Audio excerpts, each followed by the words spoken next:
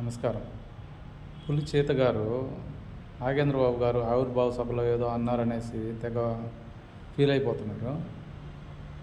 అదే వర్మ గారు ఒక పార్టీ అధినాయకుడు 50 సీట్ల నుంచి 21 సీట్లకు ఒప్పుకొని తను తగ్గించుకొని 21 సీట్లకు ఒప్పుకొని అందులో ఉప ముఖ్యమంత్రి పదవి చంద్రబాబు నాయుడు గారు వాళ్ళు మాట్లాడుకొని ఉప ముఖ్యమంత్రి పదవిలో ఉన్నప్పుడు మళ్ళా మా లోకేష్ బాబును ఉప ముఖ్యమంత్రి పదవిలో చూడాలనుకుంటున్నాం అని చెప్పి వర్మ గారు అన్నప్పుడు, అది కాదు, అలా మాట్లాడకూడదు వర్మ గారు, అలా మాట్లాడితే పవన్ కళ్యాణ్ గారిని తగ్గించినట్టుంటుంది అని ఆయన ఒక పార్టీ అధ్యక్షుడు, పైగా మన కోసం నాన్నగారు చంద్రబాబు గారు జైల్లో ఉన్నప్పుడు మన కోసం తన త్యాగం చేసి కోట్లు, వేల కోట్లు, లక్షల కోట్లు సంపాదించుకున్న నాయకులు కూడా, టీడీపీ నాయకులు ఎవరు జైలుకు పోకపోతే భయపడి, వైసీపీకి భయపడి ఆయన పోయి ధైర్యంగా ఆయనతో మాట్లాడి ఆయన ఒప్పందం చేసుకొని ఆయన మనకు సహాయం చేశాడు.